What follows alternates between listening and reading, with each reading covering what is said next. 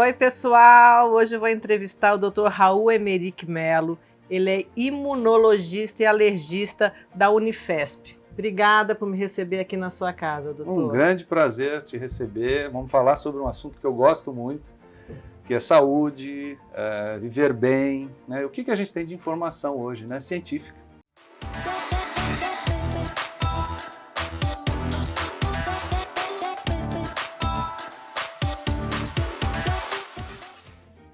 E eu sempre fui muito alérgica, né? Eu chegava eu sou de Ribeirão Preto, vim morar em São Paulo com 15 anos. Aí São Paulo é frio, né? Aí começava meu nariz escorrer, aí começa o olho coçar, aí começa desencadeia, né?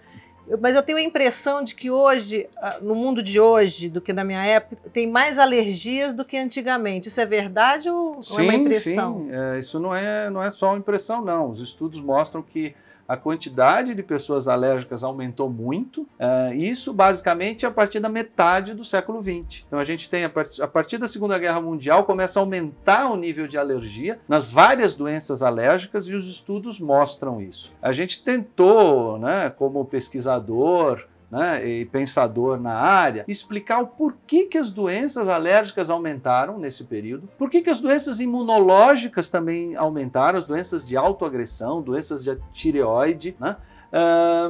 Na década de 80, o primeiro pensamento que surgiu, assim, que conquistou mais a classe médica, foi a hipótese da higiene, em que estudos mostravam que países que tinham menos cuidados de higiene, não era tão limpinho, né, nesse nosso modo de vida ocidental, tinham menos alergias, né? Ou então indígenas que moravam na floresta tinham menos alergias. Estudos, depois da queda do Muro de Berlim, em cidades que eram do lado ocidental e cidades que eram do lado oriental, mostravam diferenças. E era o mesmo povo, né? A mesma genética. Depois se percebeu que era uma coisa um pouco mais ampla. Isso tinha a ver com as bactérias que moram no nosso corpo. Como existe esse equilíbrio de bactérias. E esse equilíbrio de bactérias, ele pode afetar de uma forma positiva a nossa imunidade, melhorando as nossas defesas para as doenças, diminuindo a chance da gente ter doenças de autoagressão, as doenças imunológicas, ou o contrário, você tem mais doenças alérgicas, você tem mais doenças imunológicas, é mais difícil controlar peso, dependendo das bactérias que moram com a gente. E aquele ditado, que não mata engorda? É um pouco isso, o que não mata engorda. Quer dizer, o modo de vida ocidental, né, que a gente, Europa, Estados Unidos, e a gente assimilou muito desse pensamento, é de esterilizar tudo, como se as bactérias, todas as bactérias fossem ruins, né, do mal. E não é isso, né? Hoje a gente sabe que, por exemplo, o contato com animais é muito benéfico. Você nasceu, você acaba de nascer e você tem animais,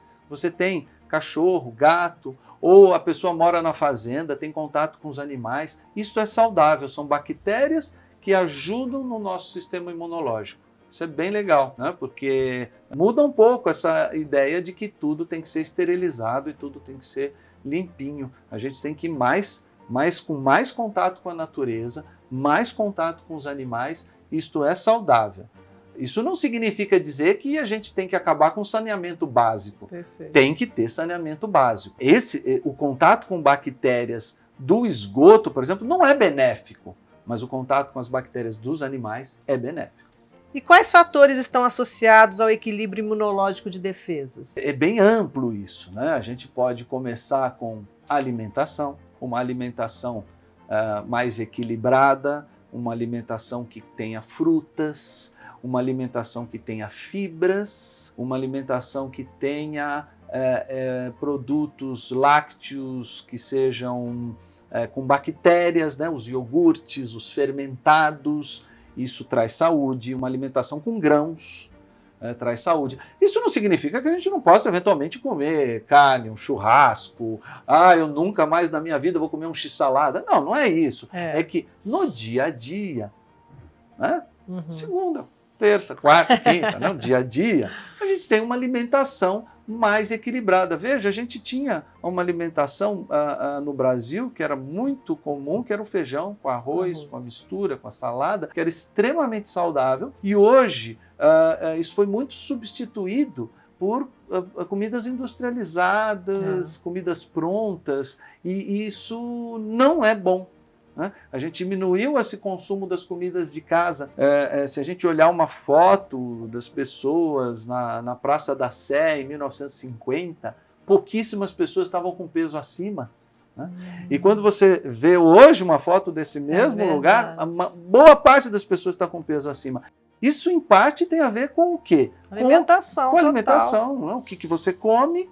E não só quantidade, porque antes a gente pensava que era caloria só, sabe? Eu comi 3.000 calorias. Qualidade. E quando você põe qualidade na jogada, 2.000 calorias com fruta, cereais, né? 2.000 calorias com carboidratos do bem, né? Sem açúcar, proteínas refinado, do bem, tudo proteínas, do bem. Do que você comer 2.000 calorias junk de food, junk food. Exatamente. Então, a alimentação é um fator. O outro fator é exercício físico. Exercício físico, e não é esporte, eu já vi você falando mais de uma vez, né, que o esporte de alto rendimento, ele não é saudável, ele causa lesão, ele passa do limite do corpo. Então a gente não precisa dizer que as pessoas têm que ser esportistas de alto rendimento. Tem que fazer ginástica, né, meia hora por dia, né, várias vezes por semana, fazer alongamento, fazer musculação, tem que fazer ginástica. Né? Quando você faz ginástica, você estimula a parte imunológica também. Você tem informações do cérebro para o corpo e para o sistema imunológico que são extremamente saudáveis. Então tem que ter alimentação boa, tem que ter ginástica.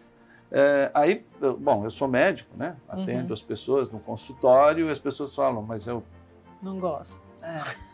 Tenho preguiça. Né? É um esportista, né?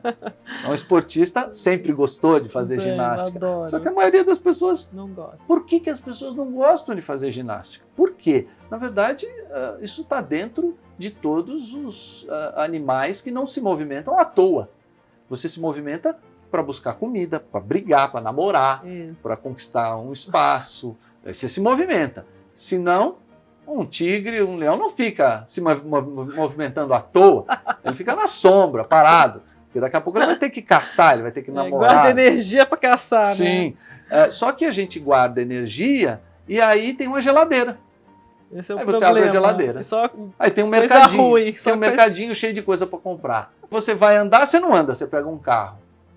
Você não levanta nem para mexer no canal da televisão. Tá tudo errado, doutor. Você sabe que tem estudo que mostra que se não tivesse controle remoto de televisão, você poderia comer uma pizza a mais no ano.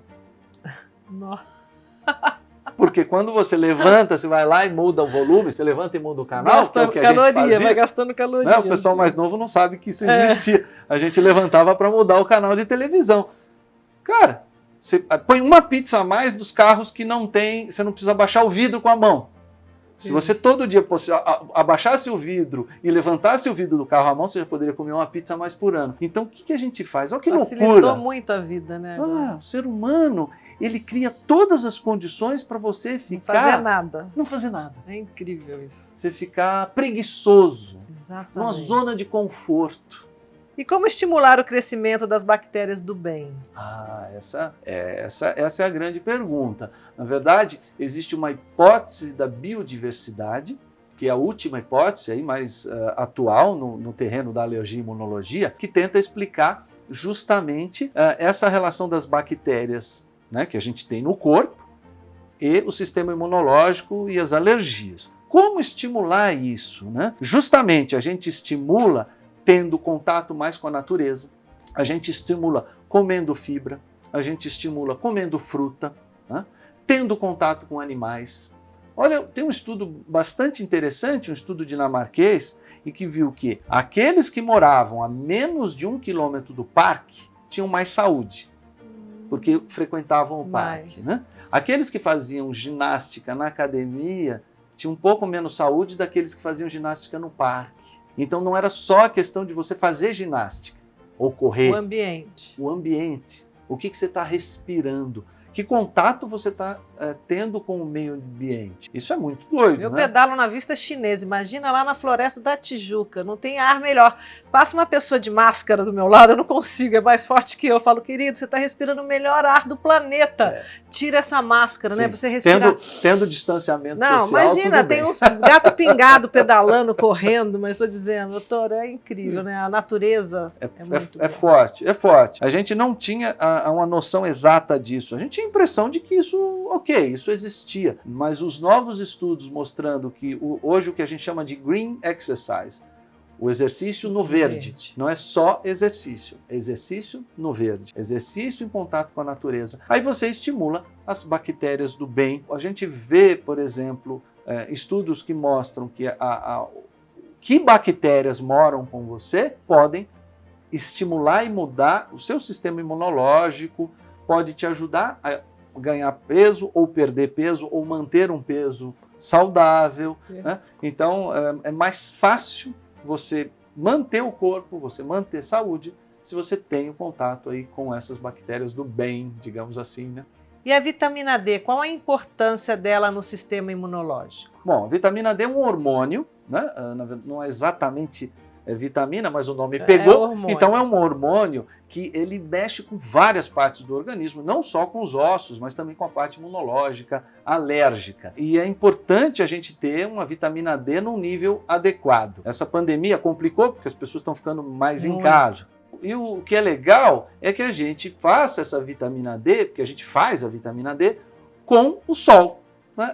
É mais saudável até do que tomar a vitamina D. Mas tem que suplementar, doutor, senão o Covid pega. Aí vai complicar. Aí vai complicar. Exatamente. E o curioso dessa história é justamente que a gente faz fotossíntese. Não são só as plantas que fazem fotossíntese. A gente faz fotossíntese, bate a luz e a gente vira para a vitamina D na pele. Isso é fundamental para ter saúde. Então, tem que ver qual é o nível de vitamina D, o médico vai fazer esse pedido e se tiver baixo, tem que suplementar. E se a pessoa não vai mudar o seu padrão de vida, não adianta tomar só 2, 3 meses.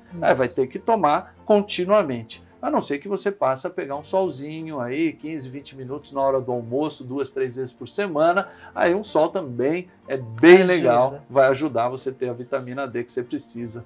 Obrigada, doutora. Eu queria que você deixasse uma mensagem para quem nos assiste. Não tenha preguiça, movimente-se. Muito bom. Saia da zona de conforto. O nosso corpo é o nosso patrimônio. As pessoas fazem programação de dinheiro, fazem programação de aposentadoria, fazem programação dos filhos, de faculdade, mas tem que programar saúde. Porque a programação de saúde vai te dar uma aposentadoria com o maior bem que você pode ter, que é um corpo funcionando legal. Não adianta ter um monte de dinheiro se o corpo não estiver funcionando legal. Saúde em primeiro lugar. Programar a saúde. Foi um prazer, doutora, adorei. Nosso papo antes, então, foi melhor. Gente, eu ganhei esse livro, olha, que legal. Um genial intelectual do século XVI. Foi uma história que caiu, assim, comigo quando eu estava pesquisando de um outro livro que eu estava escrevendo. Achei tão incrível essa história que eu escrevi sobre a vida dele. Ele faz um tratamento de asma, né, no século XVI, quando não existia remédios na época, mas ele usa toda essa ideia da biodiversidade para tratar a asma e muitas mais histórias da vida dele, de um cara genial que inspirou Shakespeare, que hoje tem o eixo Cardan por causa dele, né, o Cardano, né, e foi matemático. Hoje os matemáticos conhecem ele, estudam ele na faculdade. Obrigada, doutor. Prazer, foi um prazer. Prazer o meu.